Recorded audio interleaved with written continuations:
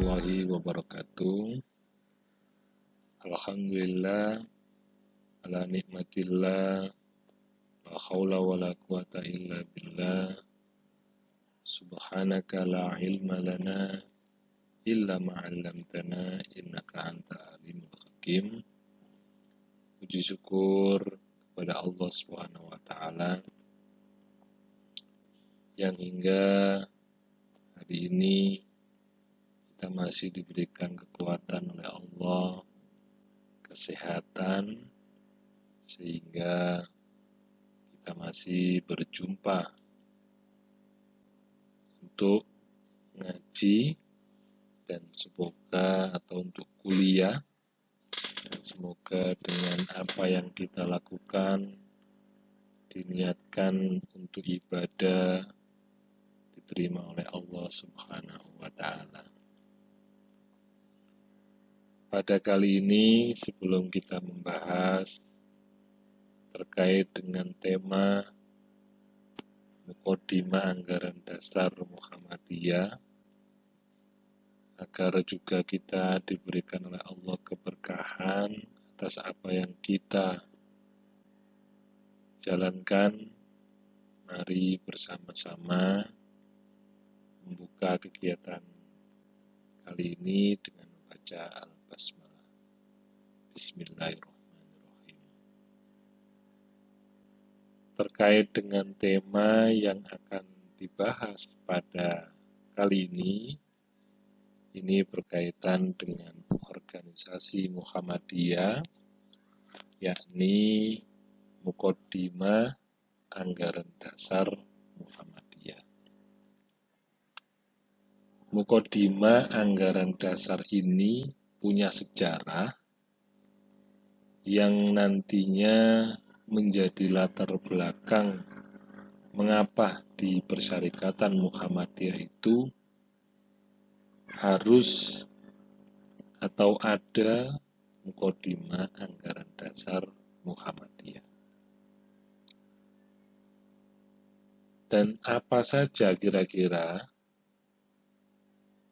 dalam atau pokok pikiran dalam Muqaddimah Anggaran Dasar Muhammadiyah itu sendiri. Kita ketahui bahwa setiap asal-usul yang ada di dunia ini pasti punya pemantik. Nah, pemantik daripada munculnya Muqaddimah Anggaran Dasar Muhammadiyah ini sebenarnya juga masih relevan jika hari ini kita melihat realitas di masyarakat kita pada umumnya. Pada tahun 1951, tepatnya, Muqaddimah Anggaran Dasar ini diinisiasi oleh seorang yang sangat luar biasa. Bahkan beliau ini juga salah satu perumus dasar daripada negara kita, yakni Pancasila. Beliau adalah Kiai Haji Bagus Hadikusumo. Meskipun pada tahun 1951 itu sudah sebelumnya didiskusikan mengapa di Muhammadiyah ini anggaran dasarnya tidak memiliki muqaddimah sebagaimana yang ada di dalam Undang-Undang Dasar. Nah, di Undang-Undang Dasar itu disebut dengan preambul atau kita kenal juga sebagai pembukaan. Nah, di Muhammadiyah itu disebut sebagai muqaddimah. Esensinya secara substantif sama, yakni sebagai pembuka daripada anggaran dasar yang harus dipatuhi oleh organisasi, kalau di negara oleh masyarakat negara itu, nah kalau di persyarikatan maka oleh anggota persyarikatan. Dari sekian diskusi, maka pada tanggal atau pada Muktamar ke-31 di Yogyakarta, Mukadimah Anggaran Dasar ini disahkan. Mengapa tadi sudah saya bahas sebenarnya sedikit terkait dengan munculnya Mukadimah Anggaran Dasar ini, selain daripada adanya keterlibatan Kiai Haji Bagus Hadikusumo dalam perumusan Undang-Undang Dasar 45 yang di dalam Undang-Undang Dasar itu memiliki preambul atau pembukaan, maka diharapkan atau diinisiasi bahwa anggaran dasar Muhammadiyah juga diberikan nama atau substansi daripada pembuka itu yang disebut dengan Mukadimah Anggaran Dasar. Namun di sisi lain, latar belakang daripada munculnya Mukadimah ini sebenarnya adalah keprihatinan Kiai Haji Bagus Hadikusumo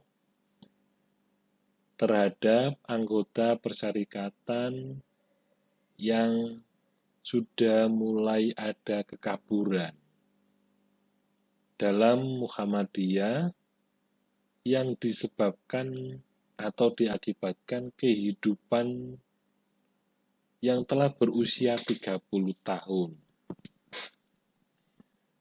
Jangankan organisasi, manusia sendiri kalau sudah umur 30 itu biasanya mengalami kekaburan orientasi. Setelah TK itu biasanya sangat berkeinginan untuk menjadi polisi gitu. Waktu SD sudah lupa. Berbeda lagi tujuannya. Berbeda lagi cita-citanya. Saat SMP berbeda lagi dengan tadi yang ketika TK mau jadi polisi. Waktu sudah SMP mau jadi pilot misalnya. Sama ketika juga di SMA dan seterusnya. Nah, termasuk kekaburan dan juga ketidaksesuaian ya, meskipun tidak semuanya, dalam organisasi ini terhadap tujuan di mana didirikannya Persyarikatan Muhammadiyah. Nah, tanda-tandanya adalah satu, bahwa belum adanya kepastian rumusan cita-cita dan dasar perjuangan Muhammadiyah. Sebelum Mukadimah Anggaran Dasar yang diinisiasi oleh Kiai Haji Bagus Hadikusumo, Muhammadiyah sebagai persyarikatan itu belum punya rumusan cita-cita sebagai dasar perjuangannya. Ya, kalau dari awal memang sudah jelas bahwa Persyarikatan Muhammadiyah itu didirikan amar ma'ruf nahi mungkar yang terinspirasi dari surah Al-Imran 104. Silakan bisa Anda cek di video yang sebelumnya terkait dengan sejarah Muhammadiyah. Saya menyampaikan bahwa salah satu faktor subjektif Kiai Haji Ahmad Dahlan itu adalah adanya pentadaburan ayat yang tertuang dalam surah Al-Imran 104 yang kemudian dari pentadaburan itu berdirinya Muhammadiyah itu adalah untuk menyeru kepada kebaikan dan mencegah daripada kemungkaran. Nah, namun rumusan itu belum menjadi suatu rumusan dasar yang termaktub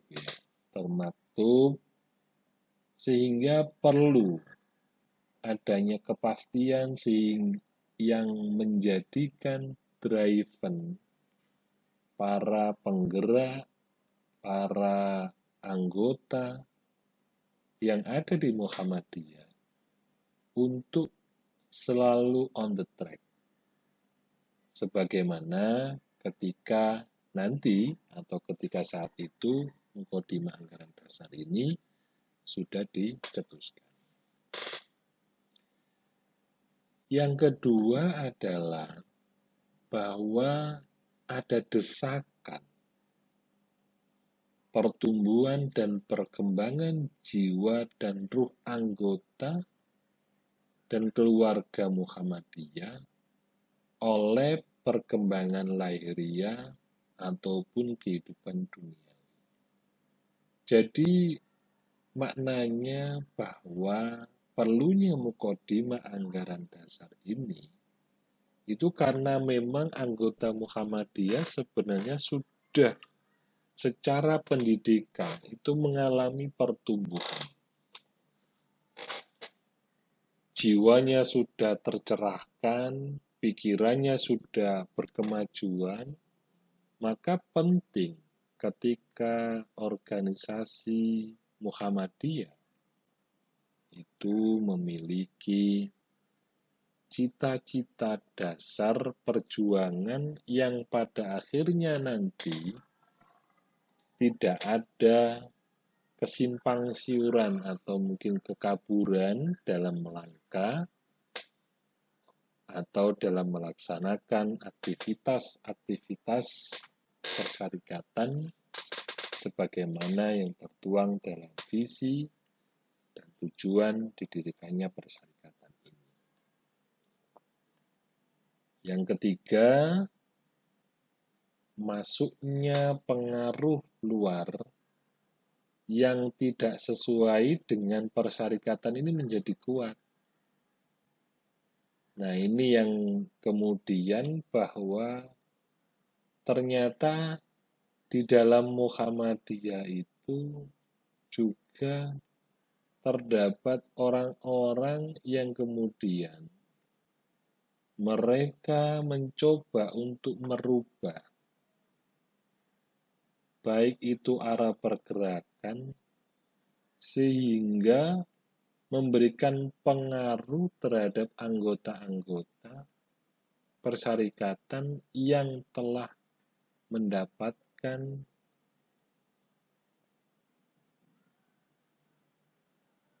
doktrin daripada bagaimana persyarikatan itu didirikan dan untuk apa didirikan dan bagaimana menjalankan persyarikatan ini. Termasuk juga budaya yang ada di luar persyarikatan. Pada saat 1951, di mana kalau kita hitung dari tahun merdekanya Indonesia, maka 6 tahun dari kemerdekaan itu sungguh sangat masih Indonesia ini di posisi yang belum sepenuhnya stabil.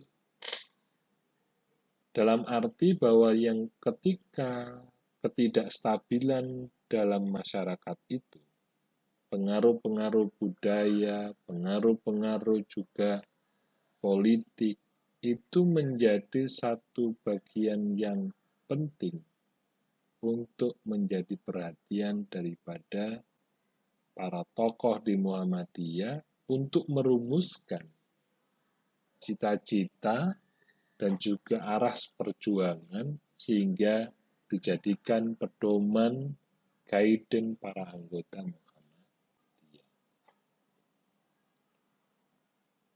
Yang keempat, ini juga tadi sudah saya singgung bahwa adanya penyusunan preambul Undang-Undang Dasar 1945. Jadi undang-undang saja sudah memiliki pembukaan dan di dalam pembukaan itu menjadi satu hukum yang juga menjadi atau ditaati oleh masyarakat. Nah, di Muhammadiyah dengan adanya yang sudah memiliki anggaran dasar itu perlu juga diberikan mukodimah untuk menjadi satu bagian dari anggaran dasar itu sendiri. Nah, dalam mukodimah itu sendiri ada pokok-pokok pikiran yang dengan pokok pikiran ini sesungguhnya para anggota Persyarikatan Muhammadiyah tidak sampai lagi terjebak pada isu-isu yang kemudian menjadikan mereka itu tidak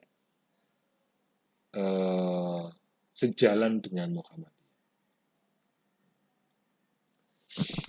Yang pertama adalah bahwa hidup manusia itu harus bertauhid,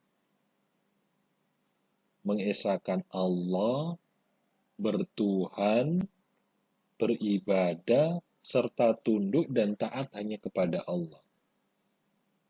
Untuk diketahui bahwa pokok pikiran pertama ini, ketika kita melihat realitas sejarah yang banyak tertulis, pada tahun itu benar bahwa masyarakat Indonesia itu sudah banyak yang memeluk agama Islam, namun kemudian Islamnya itu masih Islam yang belum sepenuhnya atau belum kafah. Kalau bahasa orang sekarang mungkin ya Islam KTP, mengaku Islam tapi tidak juga menjalankan perintahnya, juga tidak menjauhi larangannya. Nah, pokok pikiran mukodimah anggaran dasar ini karena realitas saat itu memang demikian. Oleh karenanya ditegaskan dalam pokok pikiran mukodimah anggaran dasar itu bahwa hidup manusia itu harus bertauhid. Tidak boleh kemudian percaya terhadap selain Allah, atau bersyirik, atau kemudian meminta pertolongan selain Allah, karena di saat itu masyarakat Indonesia memang masih banyak sekali yang percaya terhadap pohon tumbuh, pohon-pohonan, benda mati, dan juga banyak yang masih mengakui atau mempercayai terhadap benda-benda makhluk hidup seperti binatang dan lain sebagainya. Mungkin Anda mengenal di pelajaran SMA Anda itu sebagai kepercayaan animisme dan dinamisme.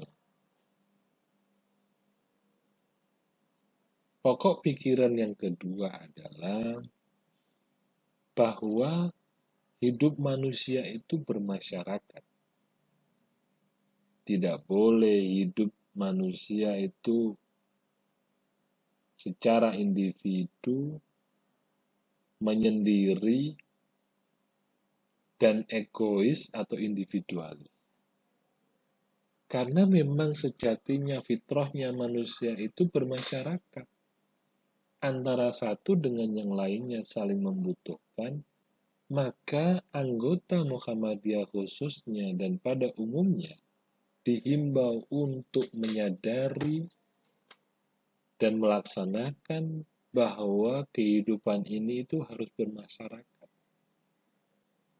Bermasyarakat juga bermakna bahwa ketika hidup di tengah-tengah kehidupan orang lain, maka saling menghormati, toleransi, dan juga saling memberikan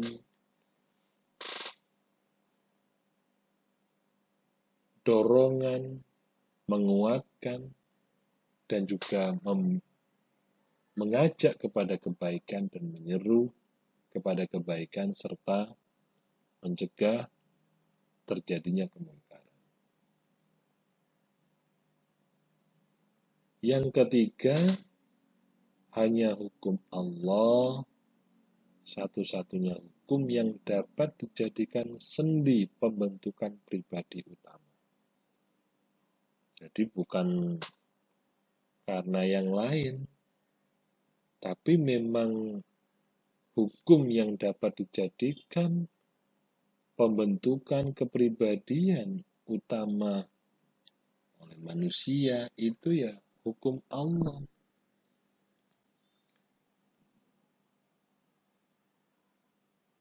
Dan mengatur tertib hidup bersama menuju kehidupan berbahagia sejahtera yang hakiki dunia dan akhirat. Sekarang banyak, atau dulu ya, mungkin kalau sekarang juga masih banyak. Orang menganggap bahwa kalau menerapkan hukum Allah itu, hukum-hukum syariat itu seolah-olah terjadi pembelengguan. Padahal sesungguhnya aturan Allah Subhanahu wa Ta'ala itu dibuat untuk manusia agar manusia itu sejahtera. Sejahtera di mana? Ya di dunia dan di akhirat. Contohnya banyak, kira-kira insya Allah teman-teman mahasiswa sudah mengetahui kira-kira kalau misalnya orang itu tidak mengikuti hukum Allah itu kira-kira bagaimana kehidupannya. Contoh misalnya dalam hal berpakaian saja. Itu jelas. Kalau misalnya Anda sebagai mahasiswi tidak menggunakan baju yang menutup aurat, apa kira-kira yang terjadi? Ya mungkin koncone ya suit-suit, atau istilahnya anak sekarang itu apa catch, apa itu panggilan kucing atau apa itu. Nah, itu juga terjadi bahwa ketika hukum Allah itu ditinggalkan atau tidak dilaksanakan, maka sesungguhnya akan terjadi ketidakmakmuran, ketidaksejahteraan, ketidakamanan, dan lain sebagainya. Pokok pikiran yang keempat, bahwa berjuang menegakkan dan menjunjung tinggi agama Islam itu untuk mewujudkan masyarakat Islam yang sebenar-benarnya adalah wajib bagi atau sebagai ibadah kepada Allah dan berbuat ihsan kepada sesama manusia. Ini menarik karena apa?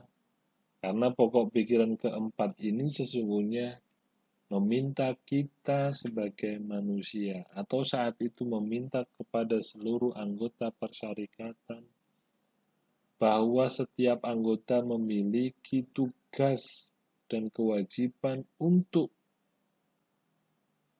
kemudian berbuat ihsan kepada sesama manusia.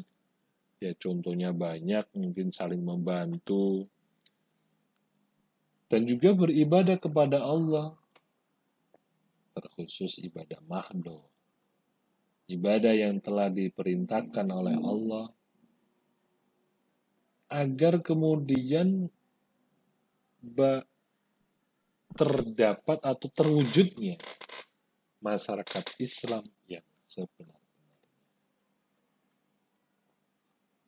Yang kelima, bahwa perjuangan menegakkan dan menjunjung tinggi agama Islam untuk mewujudkan masyarakat Islam yang sebenar-benarnya itu akan berhasil apabila mengikuti perjuangan Nabi Muhammad SAW.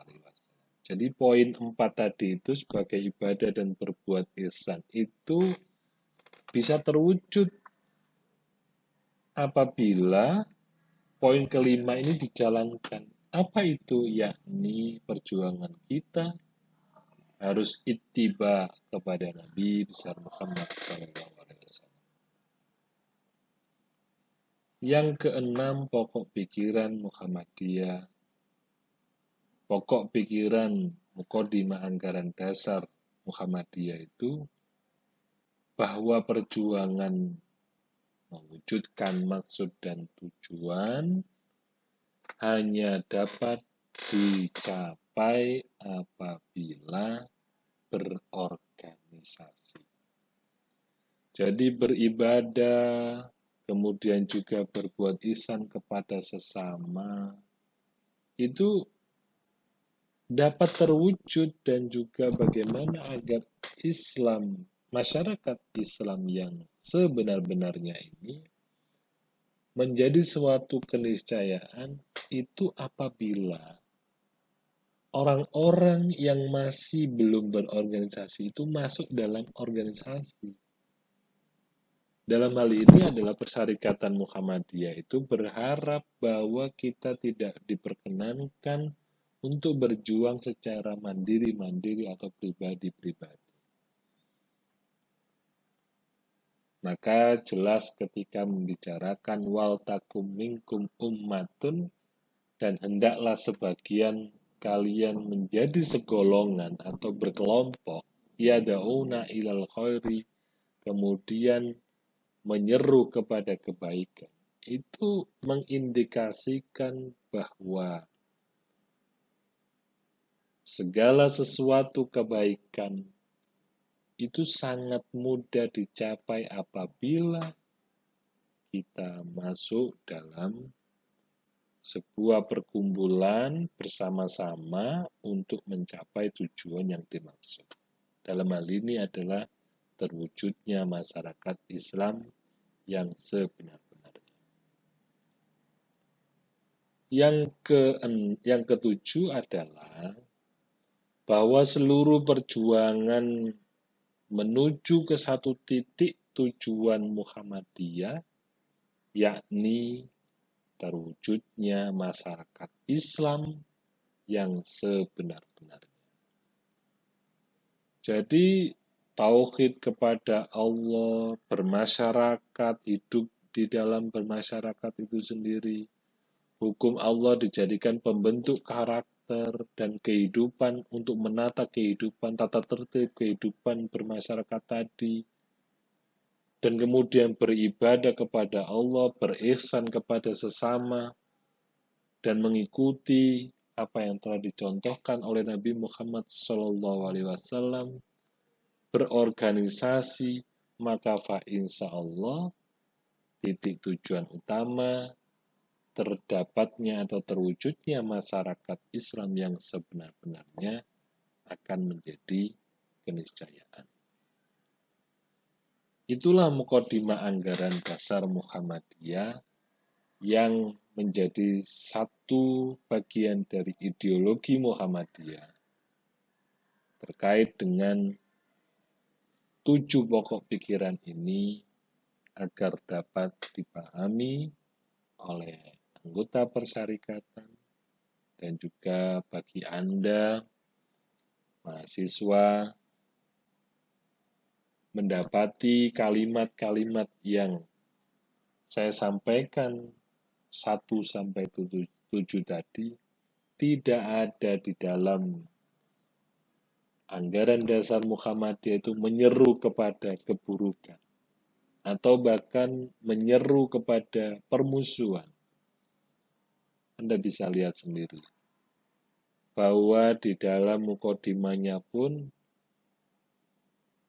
Muhammadiyah meminta menyeru kepada anggota persyarikatan secara individu ataupun masyarakat untuk bertauhid, untuk bermasyarakat, untuk kemudian juga beribadah dan juga agar mendapatkan kehidupan yang hakiki, baik di dunia ataupun juga akhirat.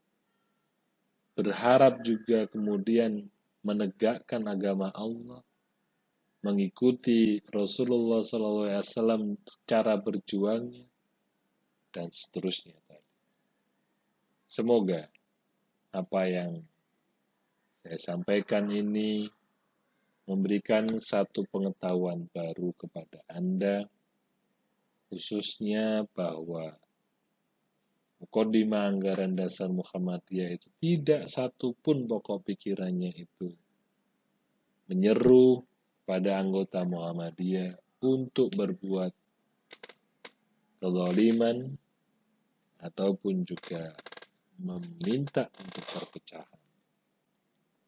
Bahkan adanya kekaburan-kekaburan yang ada di persyarikatan, khususnya anggota, menjadikan satu latar belakang yang sangat penting untuk terbentuknya atau terwujudnya Kodim Anggaran Dasar Muhammadiyah. Semoga Anda mendapatkan pengetahuan baru apa yang telah disajikan. Nasrun minallah, fathun qarib, wassirul mu'minin. Assalamualaikum